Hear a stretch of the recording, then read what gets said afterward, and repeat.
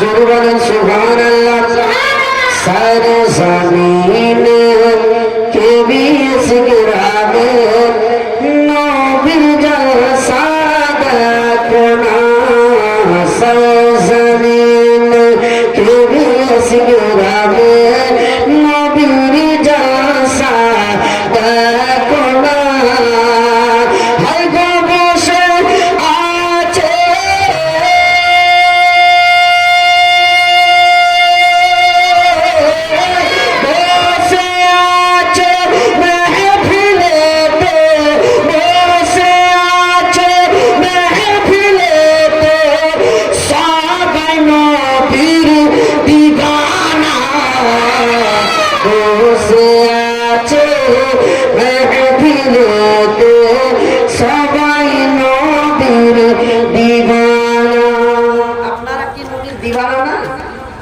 আমি দিচ্ছি সার্টিফিকেট করব আপনারা চুপ করে বসে আছেন জোরে বলেন না সুবহানাল্লাহ বসে আছে মেহফিলেতে সবাই নবীর দিওয়ানা আরে আছে মেহফিলেতে হুর ফারিস্তা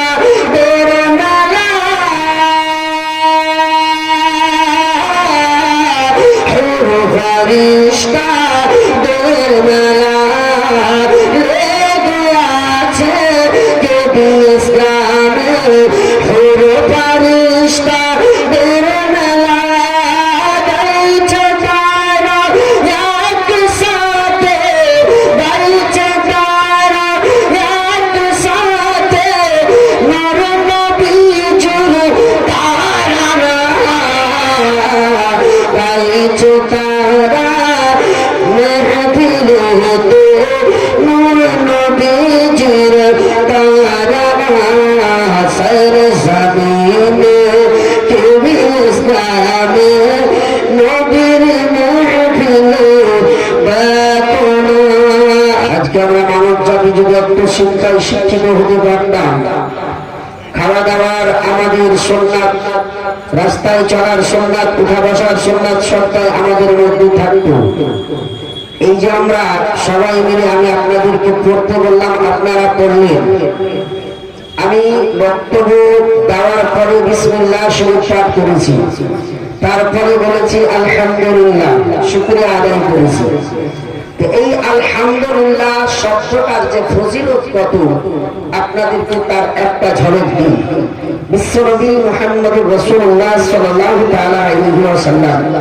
তিনি বলেন পৃথিবীর কোনো মানব জাতি যখন আমি আল্লাহর শুকরিয়া আদায় করার জন্য মহাব্বতে আলহামদুলিল্লাহ পাঠ করি আলহামদুলিল্লাহ শব্দের মধ্যে 8টি অক্ষর কয়টি অক্ষর 8টি অক্ষর কোন ইমানদার 5 ওয়াক্তের নামাজি একজন মুমিন মুসলমান যখন আলহামদুলিল্লাহ পাঠ করে আমার আল্লাহর জান্নাতের দরওয়াজা 8টি একজন বান্দা যদি ইসলামে বসে আল্লাহর শুকরিয়া আদায় করবে আমার আল্লাহ পাক করেন বান্দার জন্য এই আমার ফেরেশতা কে বিশের সরজমিনে আমার বান্দা আমি আল্লাহর শুকরিয়া আদায় করতে গিয়ে আলহামদুলিল্লাহ পাঠ করেছে আমার বান্দার জন্য তুমি আল্লাহ আমি আল্লাহর জান্নাতের 8টি দরওয়াজা খুলে দাও জেনে বলেন সুবহানাল্লাহ আজকে আমরা নানা রকমের কাজ করি কিন্তু আলহামদুলিল্লাহ পড়তে জানি না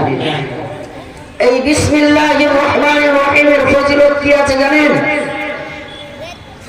বিসমিল্লাহির রহমানির রহিমের ফজিলত ইমাম ফখরুদ্দীন রাজি রাহমাতুল্লাহ আলাইহি তিনি বলেন যদি কোন মানুষ 7 দিন ধরে 5 ওয়াক্ত নামাজ পড়ে দুনিয়াবি সমস্ত খারাপ কাজ বাদ দিয়ে যদি প্রকৃত ঈমানদার হয়ে প্রত্যেকদিন 7 দিন ধরে প্রত্যেকদিন যদি 786 বার করে বিসমিল্লাহির রহমানির রহিম পাঠ করতে পারে এই বান্দার আমলনামায় যেগুলো গুনাহে কবিরা আছে প্রত্যেকটা গুনাহ কবিরা আল্লাহ মাফ করে দিবে যদি বলেন সুবহানাল্লাহ কিন্তু আজকে আমরা মুমিন মুসলমান নানা রকমের কাজ করি জায়েজ কাজ করি ভালো কাজ করি বিসমিল্লাহ পড়তে ভুলে যাই আবার কিছু লোকের প্রথা আছে, দাওয়াত বাড়তে গেলে পরের ভাতে আবার বিসমিল্লাহ পড়তে কি হবে, পরের ভাতে আবার বিসমিল্লাহ কিসে?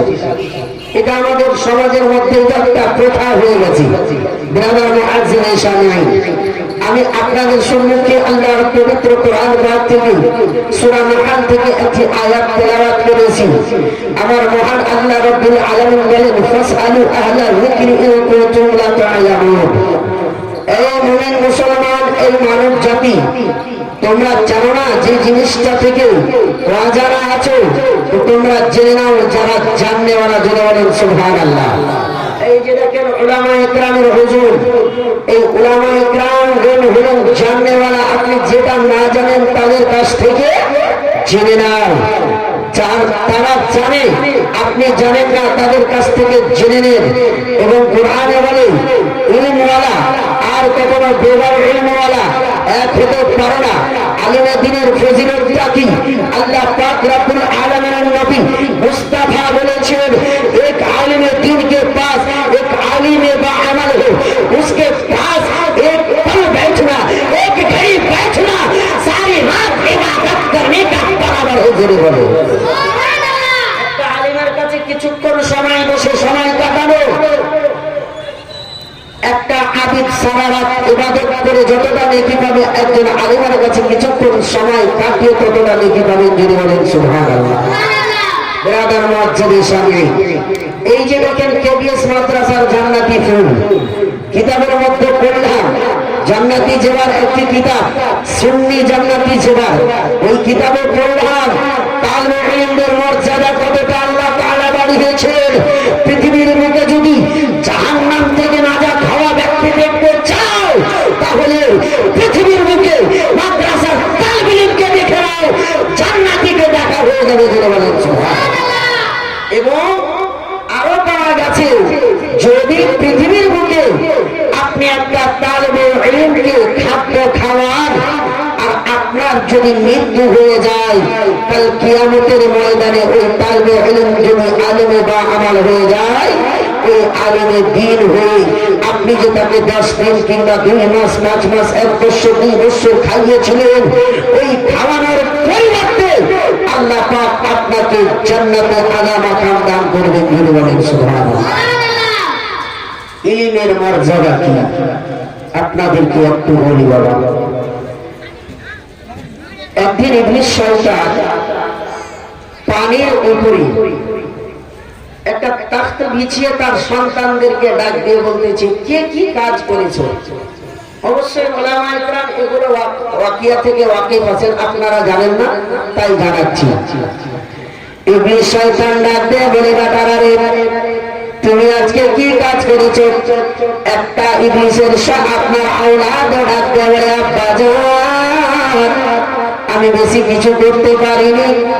একটা মানুষ আর একটা মানুষ একে অপরের সামনে দাঁড়িয়েছিল, আমি দুইজনের মধ্যে ঝগড়া লাগিয়ে দিয়েছি। বলে, যা করেছো ভালো করেছো। আর একজন বলতেছেন, ওগো আমাদের সরদার, একটা মানুষ ভালো জায়গায় দাঁড়িয়েছিল, আমি তারে ডাক দিলে সামনে একটা যেন শরাবের ভাতটা ছিল, আমি সেখানে উস্কানি দিয়ে পাঠিয়ে তাকে শরাব পান করাতে লাগিয়ে দিয়েছি। বলে, তুমি ভালো কাজ করেছো। এবার তৃতীয় ছেলেটি এসে বলে, ওগো আব্বা জান, আমি বড় কিছু কাজ করতে পারিনি। আমি পৃথিবীর চতুর্দিকে ঘুরে দেখলাম যে বিএস গ্রামের মাদ্রাসায় একটা ছোট্ট বাচ্চা পড়তে যাচ্ছিল, আমি তারে ডাক দিয়ে বললাম, বাবু রে, কোথায় যাও কোথায় যাও?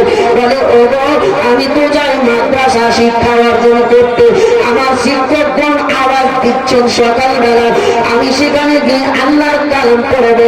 বলে, বেটা শোনো, তুমি ওই মাদ্রাসায় গেলে লাভ দেবে না, মাদ্রাসায় পড়ে কোনো লাভ নাই। ওগো আমাদের সরতাজ, আমাদের মাতার তাজ ইবলিস শয়তান, ওগো আমাদের সরদার, এই ছোট্ট একটা কাজ করেছি, ওই ছেলেটিকে মাদ্রাসা যাওয়া থেকে আমি মাদ্রাসায় যেতে না দিয়ে বাড়ি ঘুরিয়ে পাঠিয়ে দিয়েছি। সঙ্গে সঙ্গে ইবলিস শয়তান আল্লাহর ওই শয়তান তার সন্তানকে কোলে করে নিয়ে বলে, তুমি সব থেকে বড় কাজ করেছো। এরা দুজন বলছে, আমি আমি একে অপরের সঙ্গে দুজনকে লড়ালাম, এটা কি কম ভেজালের কাজ? আর একজন দাঁড়িয়েছিল ভালো কাজের দিকে যাচ্ছিল, তাকে আমি ভালো কাজে যেতে না দিয়ে দারু পান করতে লাগালাম, এটা কি কঠিন কাজ? এটা বিশাল কঠিন কাজ। আর একটা ছোট্ট বাচ্চা মাদ্রাসায় যাচ্ছিল, এই 3য় নম্বরের আপনার ওই চালা, তাকে মাদ্রাসা আসতে দেয়নি, বাড়ি পাঠিয়ে একটা ছোট্ট সামান্য কাজ, এই কাজটাই আপনার কাছে বড় হয়ে গেল। এই ছেলেটি মাদ্রাসা যাচ্ছিল, তাকে যে যেতে দেয়নি, এটা কেন বড় কাজ তুমি জানো? বলে কেন? বলে এই ছেলেটি একদিন দ্বীনে ইসলাম অর্জন করত, হাক্কানি আলিমে বা আমাল হতো, এর পাওয়ার আল্লাহ অনেক বাড়িয়ে দিতে। ধরে বলেন সুবহানাল্লাহ। তো বলে এটা আমরা মানি না, আমরা ভালোভাবে দেখতে চাই, সরাসরি লোকেশন দ্বারা দেখতে চাই যে একটা আলিমে দ্বীনের পাওয়ার কি হয়। তখন ইবলিস শয়তান একটা গাধা মানে সাজালো সুন্দরভাবে, গাধাটাকে সুন্দরভাবে সাজিয়ে একজন নামাজীর বাড়ির দরজায় গেল এবং নিজের কিছু শয়তানি দলকে, নিজের শয়তানের যারা দল, তাদেরকে সঙ্গে করে নিয়ে চলতে শুরু করলো। যেতে যেতে ওই নামাজি ব্যক্তির দরজায় দাঁড়িয়ে ডাক দিয়ে বলতেছে, এ নামাজি, তুমি বাড়িতে আছো? লোকটি কেমন নামাজি ছিল বাবা জানেন? লোকটি 5 ওয়াক্তের নামাজি ছিল, তাহাজ্জুদের আপনার নামাজ পড়তেন, আপনার কোনদিন বেঈমানি পথ আপন করেননি, এমন একজন আবিদ ব্যক্তি। এই লোকটির কাছে ইবলিস শয়তান গিয়ে বলে, এই যে আমি গাধা সাজিয়ে নিয়ে এসেছি, তোমার ইবাদতে আল্লাহ এত খুশ হয়েছে, এত খুশ হয়েছে, দেখো আমি ফেরেশতাদের দলবলকে নিয়ে এসেছি, আল্লাহ তোমার ইবাদতে খুশ হয়ে তোমাকে আল্লাহ মেরাজে ডেকেছে। জোরে বলেন নাউজুবিল্লাহ। ওই আবিদ ব্যক্তি মনে করলো, আমার ইবাদতে আল্লাহ এত খুশ হয়ে গেছে যে আল্লাহ আমাকে মেরাজে ডেকেছে। এই ইবলিসের কথা শুনে ওই 5 ওয়াক্তের নামাজি পাক্কা সাচ্চা আবিদ ব্যক্তি ইবলিসের গাধার উপরে চড়ে ইবলিস নিজের দলবলকে নিয়ে চলতে শুরু করলো। চলতে চলতে চলতে চলতে বিশাল একটা জঙ্গলে গিয়ে ওই আবিদ ব্যক্তিকে ছেড়ে তারা পালিয়ে আসলো। সারা রাত ডান থেকে বাম দিকে, সামনে থেকে আবার পিছন দিয়ে তাকায়, কাউকে দেখতে পাই না, চতুর্দিকে তাকায় আর ঘুরে বেড়ায়। সকালে যখন হয়েছে বুঝতে পেরেছে এ তো শয়তানি ধোঁকা ছিল। এবার বলছে আলিমে দ্বীনের কাছে চলো। এ তো আবিদ ছিল, এবার আলিমে দ্বীনের পাওয়ার কি আমি তোমাদেরকে দেখাবো। কাকে বলে? তার আল আওলাদকে বলে। আলিমে দ্বীনের কাছে আবার ওই একটা গাধাকে সাজিয়ে নিজের সমস্ত বাচ্চা কাচ্চাকে সঙ্গে করে নিয়ে আবিদ ব্যক্তিকে ডাক দিয়ে বলে, ইবলিস শয়তান ও আলিমে দ্বীনকে ডাক দিয়ে বলে, ওগো আলিমে দ্বীন, আপনার আমলে, আপনার তাকওয়া পরহেজগারিতে আল্লাহ এত খুশ হয়েছে, এত খুশ হয়েছে যে আল্লাহ পাক আপনাকে মেরাজে যাওয়ার জন্য আমাকে ফেরেশতাদের দলবল নিয়ে পাঠিয়েছি। সঙ্গে সঙ্গে ওই আলিম ব্যক্তি ডাক দিয়ে বললেন, আমি ভালো করে জানি, হাদিস পড়েছি, পৃথিবীর মধ্যে যদি আল্লাহর মেরাজ হয় একমাত্র রহমাতুল লিল আলামিন মুস্তাফা হবে। ওই নবীর পরে আমার আল্লাহর দিদার কেউ করতে পারবে না, ওই আল্লাহর নৈকট্য কেউ লাভ করতে পারবে না, আল্লাহকে ফেস টু ফেস কেউ দেখতে পারবে না। আমি তো সামান্য একজন আলিমে দ্বীন, নবী ছাড়া আমার আল্লাহ কাউকে মেরাজ করাবে না। যা চলে যাবে তোমার, তুই ইবলিস শয়তান আমার ইলমে আমাকে চিনিয়ে দিয়েছে। আলিমে দ্বীন নিজের ইলমের ক্ষমতায় ইবলিসকে চিনতে পারলো, বলে দিল বিশ্বনবী ছাড়া আল্লাহর মেরাজ কেউ করতে পারেননি। নবী মুসা কি জাননি আল্লাহর দিদার করতে? তুর পাহাড়ে মুসা তুর পাহাড়ে গিয়ে ধ্বংস হলো, বেহুশ হয়ে পড়ে গেল। তুর পাহাড় জলে ছাড় অন্ধকার হলো, ধ্বংস হলো, নবী মুসা বেহুশ হয়ে পড়লো। আমি তো একটা আলেমে দিন, আমার কি অকাদ আছে, এই ইবলিস তুমি চলে যাও। সেখান থেকে ইবলিসকে আলেমে দিন তাড়িয়ে দিলেন আর তার সন্তানদেরকে ডাক দিয়ে বলে, বাবা দেখলে এই হলো আলেমে দিনের পাওয়ার। জুড়ে বলেন সুবহানাল্লাহ। আজকে যারা আপনারা সবাই মিলে আপনারা হালকা পরিমাণের বেতন দিয়ে ইনাদেরকে রেখেছেন, আপনাদেরকে আমি হাত জোর করে বলে যাই, বেতন নিয়ে কখনো কোনো আলেম ওলামাকে চোখ রাঙিয়ে তাকাইয়া বলবেন না একটা বড় কথা। কেন একটা আলেমে দিন যদি আপনি সভাপতির উপরে, আপনি মাদ্রাসার সেক্রেটারির উপরে, আপনি কেশিয়ারির উপরে যদি নারাজ হয়ে থাকে, আপনি কোন ভাষার মাধ্যমে তিনাকে দুঃখ দিয়েছেন, খোদার কসম যদি হুকুকুল এভাবে ধরা পড়বে, আপনি যতই ইবাদত করেন আপনার ইবাদত আল্লাহর কাছে কবুল হবে না। জোরে বলে। এই জন্য আলিমে দ্বীনকে বেতন নিয়ে বা কোনো মাদ্রাসার ব্যাপার নিয়ে যদি পার্সোনাল ম্যাটার থাকে, পার্সোনাল অফিসে বসে তাকে ভালোভাবে পার্সোনাল ভাবে বুঝিয়ে দেন। আর আপনি তাকে ডাকবেন, তাকে কথা দিয়ে কথা মারবেন, এগুলো আলিমে আপনার মানসিকতার কাজ নয়। ব্রাদার মুসলিম শামিল, এই আলিমে দ্বীন পৃথিবীর বুকে যতদিন বেঁচে আছেন এনাদের কারণে আজকে আমরা আল্লাহর কোরআন জানতে পেরেছি, হাদিস জানতে পেরেছি। কেননা একজন বাচ্চা যখন আলিমে দ্বীন হয়, একটা বাড়িতে যখন একটা সন্তান ইলমে দ্বীন অর্জন করে, আল্লাহ পাক রব্বুল আলামিনের নবী বলে, আজকে পৃথিবীর মানুষ, আমি একটা আপনাদেরকে কথা বলি, আপনারা জলসা সাজাচ্ছেন, কখনো আসাদ ইকবালকে ডাকেন, কখনো জাফর কালিমকে ডাকেন, কখনো আপনার পৃথিবীর মধ্যে আপনার ওই ঝাড়খণ্ডে আপনার নদীম ফাইজিকে ডাকেন, কখনো শাহনওয়াজ হাসানিকে ডাকেন।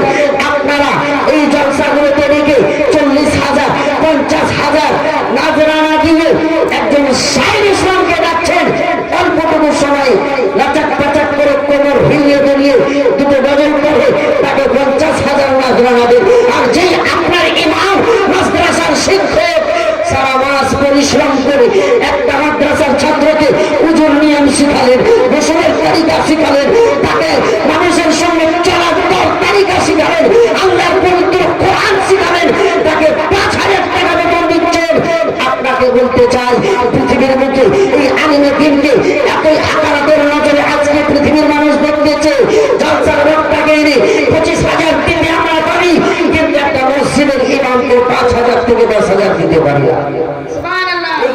দিন এমন একটা গুরুত্বপূর্ণ দিন, আজকে আপনাদেরকে দেশ গ্রামে অনেক ছেলে এমএ দিয়ে পাস করে বাড়িতে বসে আছে, টাকা নেই যে চাকরি হবে, কিন্তু বাহারে কোরআন, এই কোরআনের জ্ঞান যখন কোন একটা তালবে ইলমের অন্তরে চলে আসে, আলিমে দ্বীনের মধ্যে চলে আসে, ওই আলিমে দ্বীন যদি রাবিয়া খামেসা পর্যন্ত পড়ে নাই, খোদার কসম করি, আল্লাহর কোরআন যদি সত্যভাবে তেলাওয়াত করতে পারে, ওই ব্যক্তি এমএ দিয়ে পাস করে চাকরির জন্য 10 বছর ধরে ঘুরে বেড়াচ্ছে। কিন্তু একটা তালবে ইলম রাবিয়া পাস করে যদি সঠিকভাবে কোরআনের তেলাওয়াত করতে পারে, না যতদূর পারবে সঠিকভাবে কোরআন তেলাওয়াত করে, না হলে নিজের পেটের খাবারটা জোগাড় করতে পারবে। যদি বলবে দেখেছেন আজ পর্যন্ত কোন আলিমে দ্বীনকে কাউরির সামনে হাত পাততে দেখেছে না। ওই আলিমে দ্বীন নিজের ক্ষমতায় মানুষকে দ্বীনের শিক্ষা দিয়ে অবশ্যই যে কোনো মসজিদ মাদ্রাসায় ইমামতি করে লোকের বকা শুনে তবুও কষ্ট করে ইমামতি করছে। কিন্তু একটা ছেলে এমএ দিয়ে পাস করে কাগজ নিয়ে দাঁড়ে দাঁড়ে ঘুরে বেড়াচ্ছে, কিন্তু বাহারের নবীর গোলামেরা কোরআনের শিক্ষায় শিক্ষিত হওয়ার পরে কাউরির দরবারে কাগজ নিয়ে দৌড়াতে হয় না, আল্লাহর তরফ থেকে চাকরি ফিক্স হয়ে যায়। ইনি কি কাগজ জমা করে আপনাদের এখানে চাকরি নিয়েছিলেন? বেরাদার মুসলমান, এ হলো কোরআনের শিক্ষার ক্ষমতা। এই কোরআন শিক্ষা যার মধ্যে থাকবে, নবী পাক সাল্লাল্লাহু আলাইহি সাল্লাম বলেছেন, একজন হাফিজের কোরআন পৃথিবীর বুক থেকে যখন বিদায় নেবে, কিয়ামত হবে, নিজের আহলে খানদানের 700 জন ব্যক্তিকে সঙ্গে জান্নাতে নিয়ে যাবে। যারা বলেন সুবহানাল্লাহ। আর আশেপাশে যাদের সঙ্গে চিনার পরিচয় ছিল, জান পেহচান ছিল, আপনি ওই আলেমকে কিংবা হাফিজকে এক গিলাস পানি পান করতে দিয়েছিলেন, এক বদনা পানি উজু করতে দিয়েছিলেন? রাস্তায় কখনো হাঁটতে হাঁটতে খেপে গেছে, তাকে আপনি তার হাল হিস্ট্রি জিজ্ঞেস করেছিলেন? আল্লাহর কসম বলি, সেইগুলো করার বিনিময়ে আপনি জান্নাতি হয়ে যাবেন। যিনি বলেন সুবহানাল্লাহ। যদি আপনি বিশ্বাস না করেন, বাস্তবতার দিকে যান। একজন বেদিন কাফির, আপনার বেঈমান, সে কলমা পড়েনি, নাম ছিল কাফিরটার নাম ছিল তুরাব। ওই তুরাব কাফিরটি ইসলাম ধর্ম গ্রহণ করেননি। একদিন রাস্তা দিয়ে হেঁটে চলে যাচ্ছে, হেঁটে যেতে যেতে যেতে যেতে দেখতেছে বাবা একটা মাদ্রাসার ছাত্র আপনার যেন হাতে একটা কলম নিয়ে আর একটা হাতে খাতা নিয়ে যেন কি লিখতেছে, লিখে যান লিখতে লিখতে বাবা হঠাৎ করে হাত থেকে কলমটা পড়ে গেল। যেমন হাত থেকে কলমটা পড়ে যাওয়া, ওই কাফির তুরাব আপনার দেখতে পেলেন একটা মাদ্রাসার ছাত্র কি লিখতেছে, হাত থেকে কলম পড়ে গেল। মনের মধ্যে দয়া আসলো, সঙ্গে সঙ্গে ওই তুরাব কাফিরটি ওই তালবি ইলমের আপনার প্রজা কলমটি নিজে আপনার হাত থেকে উঠিয়ে ওই তালবি ইলমের হাতে দিয়ে দিলেন। এবার বেরাদার মুসলমান, আপনার জানা পৃথিবীর মুখ থেকে যখন বিদায় নিচ্ছেন বাবা, বিদায় না হঠাৎ করে একদিন আল্লাহ পাক রব্বুল আলামিনের দয়া হলো, নবীজির মেহেরবানি হলো, ওই তুরাব তালবি ইলমকে কলম পড়িয়ে দেওয়ার বিনিময়ে আমার আল্লাহ তাকে ইসলাম ধর্ম গ্রহণ করার ক্ষমতা দিয়ে দিল। যখন কিয়ামত হবে, তুরাবের আহলে খানদান জিজ্ঞেস করলে, তুরাব তুমি তো আমাদের ধর্মের লোক ছিলে, তুমি তো বেঈমান আমাদের মতো কাফির ছিলে, তুমি জান্নাতে কি করে গেলে? তুরাব বলবে, মুসলমানদের একটি ছেলে কলম দিয়ে লিখতেছিল, আমি তাকে তার হাত থেকে কলমটা পড়ে যাওয়াতে আমি শুধু কলমটা তার হাতে উঠিয়ে দিয়েছি। আমার আল্লাহ পাক আমাকে কলমা পড়ার তৌফিক দিয়েছিলেন। আমি হিন্দু হয়ে মরি নাই, আমি কলমা পড়ে মেরেছিলাম।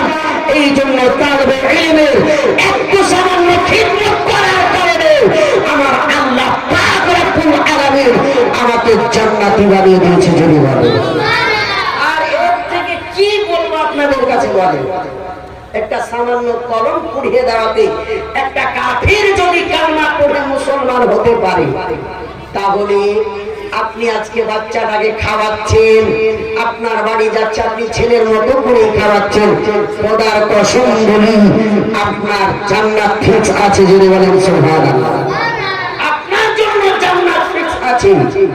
আর এই ইলম কেমন মর্যাদাবান ইলম আপনাদেরকে একটু বলি, তারপরে আমি ইনশাআল্লাহ নবীজির কিছু গল্প আপনাদের কাছে তুলে ধরবো, নবীর জীবন কাহিনী তুলে ধরবো। কেন এটা হলো মাদ্রাসার জালসা, কিছু দ্বীনি ইলমি কথা এটা বলা আমার জন্য ফরজ। কি হুজুর, এই জন্য বলতে হচ্ছে, বলছি ব্রাদার মুআজ্জিনের সামনে এখানে হুজুরগণ পড়াচ্ছেন, আপনাদের বাড়িতে অনেক তালবে ইলম খেতে যাচ্ছেন, খেয়ে এসে আবার শিক্ষকের কাছে এসে শিক্ষকের কাছ থেকে শিক্ষা অর্জন করেন। তো এই মতো এক জামানায় এক আলিম একটা ছোট্ট বাচ্চা তালবে ইলমকে সামনে বসিয়ে সব সময় বলে, বেটা तुम क्या जानते हो, इल्म की बड़ी ही फजीलत है, इल्म ये बहुत अहमियत है, इल्म ये बहुत कीमती चीज है। बोले इल्मे दीन এটা বড় মূল্যবান জিনিস, এর খুব দাম। ছোট্ট বাচ্চা বলছে ইলমের এত দাম, তো আমি এই দামটাকে কোন জায়গায় কাজে লাগাবো। ছেলেটি যাচ্ছে আসছে প্রত্যেকদিন, একদিন হঠাৎ করে তার পায়ে চাপ্পাল ছিঁড়ে গেছে। তো আমাদের আপনাদের যদি চাপ্পাল ছিঁড়ে যায়, তো আমরা ওই চামারের কাছে গিয়ে চাপ্পালটা সিলিয়ে নিই কিনা? তো ছেলেটি চামারের কাছে নিজের জুতাটা দিয়ে বলছেন, হযরত আপনি আমার এই জুতাটাকে সিলিয়ে দেন, কিন্তু আমার কাছে কোনো টাকা নেই, কিন্তু কিছু ইলমি দ্বীনি কথা আমি আপনাকে শিখিয়ে দিব। তো বলছে বেটা এটা আমি করতে পারবো না, তোমার ইলম তোমার কাছে রাখো। বলে আমার হুজুরগণ বলেছেন ইলমের খুব দাম, এই জন্য আমার কাছে টাকা নেই, আপনি আমার জুতাটা সিলিয়ে দেন, আমি আপনাকে কিছু শিখিয়ে দিব। বলছে তোমার ইলম তোমার কাছে রাখো। এবার ওই তালবে ইলম আবার সেই আপনার যেন মুচির কাছ থেকে ফিরে ওই চামারের কাছ থেকে এসে হুজুরকে গিয়ে বললেন, হুজুর আপনি যেই কথাটা বলেছেন কথাটা কিন্তু বাস্তব নয়। বলে কেন ব্যাটা? বলে আপনি তো বলেছেন ইলম যে বহুত কিমতি চিজ, অনেক মূল্যবান খুব দামি জিনিস, কিন্তু আমার জুতাটা ছিঁড়ে গেছিল, আমি ওই মুচিকে গিয়ে বললাম আমি একটা মশলা শিখিয়ে দেব, আমার জুতাটা সিলিয়ে দেন, কিন্তু সে আমার ইলমের কোনো মূল্য দিল না। এবার বলছে বেটা আমি এখনো বলি কাল কিয়ামত পর্যন্ত বলবো ইলম বড় আপনার কিমতি জিনিস, ইলম বড় দামের জিনিস, এই ইলমটাকে তুমি অবহেলা করবে না। এবার আপনার কি করলেন এই মুসলমান, আপনার ওই মাদ্রাসার শিক্ষক নিজের পকেট থেকে একটা হীরা বের করলেন, হীরা বের করে আপনার ওই ছাত্রকে দিয়ে দিলেন। ছাত্রকে দিয়ে দেওয়ার পর বলে এই হীরাটাকে নিয়ে তুমি চলে যাও একটা সবজিওয়ালার কাছে। সবজিওয়ালার কাছে নিয়ে গিয়ে সবজিওয়ালাকে গিয়ে বলবে এর দাম কি হবে। এবার ওই সবজিওয়ালার কাছে ওই তালবে ইলম হীরাটাকে গিয়ে নিয়ে দিচ্ছেন আর বলছেন আব্বাজান ওগো সবজিওয়ালা এই হীরাটার দাম কি? বলে এর দাম আর কি হবে, এই হীরাটা আমাকে দিয়ে দাও আর কয়েকটা কমলা লেবু নিয়ে চলে যাও, হীরাটা দিলে আমার ছেলেরা একটু খেলাধুলা করবে, মনটা ফ্রি হবে। এই সবজিওয়ালা সবজির আহমিয়ত জানে, হীরার আহমিয়ত জানে না। ওই মুচি জুতা সিরানে वाला জুতা সিরার মূল্য জানে, ইলমের মূল্য জানে না। এবার বলছেন কয়েকটা কমলা লেবু দেব, এর পরিবর্তে তুমি আমাকে ওটা দিয়ে দাও, তোমাকে 2-4টা কমলা লেবু তুমি নিয়ে চলে যাবে। তো বলছেন ওগো সবজিওয়ালা আমাকে কমলা লেবু দেওয়ার দরকার নেই, আমি শুধু এর মূল্য এর দামটাই জানার জন্য এসেছিলাম। এবার সেখান থেকে আবার ছেলেটি চলে আসলেন কোথায়? শিক্ষকদের কাছে। হুজুর আপ সির্ফ जो बोलते सिर्फ झूठ ही बोलते, আপনি শুধু মিথ্যাই বলছেন। বলে কেন বেটা? বলে যখন আমি এই হীরাটা সবজিওয়ালার কাছে নিয়ে গেলাম, সবজিওয়ালা বলে হীরাটা আমাকে দাও, এই হীরার পরিবর্তে 4-5টি তুমি কমলা লেবু নিয়ে যাও, এর থেকে বেশি তোমাকে কিছু দিতে পারবো না। তো এই হীরার তো দাম কই, আমি তো কিছু এই হীরার দাম কই, এর তো কোনো মূল্যই নেই। বলছেন বেটা শোনো, ये हीरा की कीमत सिर्फ हीरा वाला ही जानता है, सब्जी वाला को क्या पता है। এবার তুমি এক কাজ করো, এই হীরাটাকে নিয়ে সোনাকারের কাছে চলে যাও। যদি বলো সোনাকারের কাছে গেছে, সোনাকারের কাছে গিয়ে বলছেন ওগো সোনাকার এই হীরাটার দাম কি হতে পারে?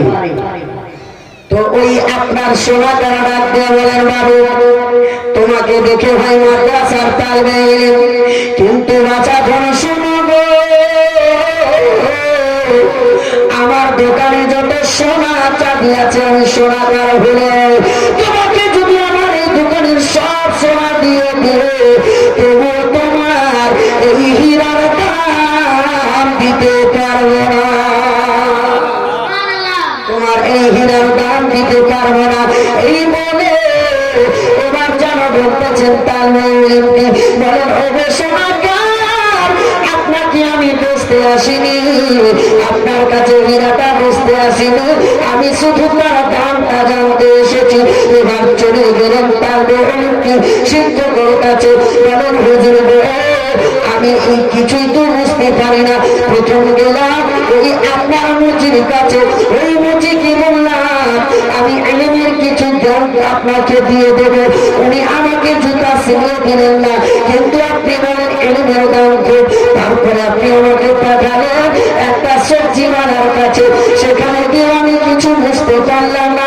আবার আপনি পাঠালেন সোনাকারের কাছে, আমিও কিছু এখনো বুঝতে পারলাম না। বলে বেটা শোনো রে, হীরার কিমত হীরাওয়ালা কালিমাত ইলমওয়ালার দাম একমাত্র ইলমওয়ালাই জানে। এই ইলমের মর্যাদা কি, ইলমের ফজিলতটা কি, একমাত্র যার ভিতরে ইলম আছে ওই ব্যক্তি ইলমের মর্যাদা দিতে পারবে, ইলমের দাম দিতে পারবে। যাদের মর্যাদার সঙ্গে বাবা জীবন ভাইয়েরা শোনা আপনাদেরকে একটিবার বলি, আল্লাহ পাক রব্বুল আলামিনের নবী মুস্তাফা মসজিদের নববীতে ইবলিস শয়তান দরওয়াজায় একবার উকি মারে, আবার উঠে মারে, আবার তাকে টেনে নেয়। কিন্তু বিরাদার মানবরূপী ইবলিস শয়তান দরওয়াজায় দাঁড়িয়ে আছে। হঠাৎ করে কেউ যেন ডাক দিয়ে বলে, ও গো ভাই, সবাই মসজিদের ভিতরে গিয়ে 5 ওয়াক্তের নামাজ পড়ে, আপনি এসেছেন এখন নামাজ না পড়ে আপনি মসজিদে উকি মারছেন, আবার মুখটা টেনে নিচ্ছেন, কারণটা কি? বলে আমি কোনো মানুষ নয়, আমি হলাম ইবলিস শয়তান। বলে আপনি তাহলে কেন এসেছেন? বলে এই যে লোকটি নামাজ পড়তেছে ওই লোকটির নামাজকে আমি আপনার খালালে ডালবো, তার নামাজটাকে দুনিয়াবি খেয়ালে নিয়ে আসবো, তার নামাজে দুনিয়াবি খেয়াল ডালবো, তার জন্য আমি যাচ্ছি। বলছে তাহলে যাও না কেন? বলে আমি যাবো মনে করি, কিন্তু ওই নামাজের পাশে একজন হাক্কানি আল্লাহর নবীর গোলাম আলিমে বা আমাল সে আছে। বলছে আমি তার নামাজের খেয়াল ডালবো, আবার সে নামাজ থেকে যখন নামাজের খেয়াল থেকে হেঁটে যাবে আলিমে দিন তাকে আবার নামাজের তরতারিকা শিখিয়ে দিবে। এই জন্য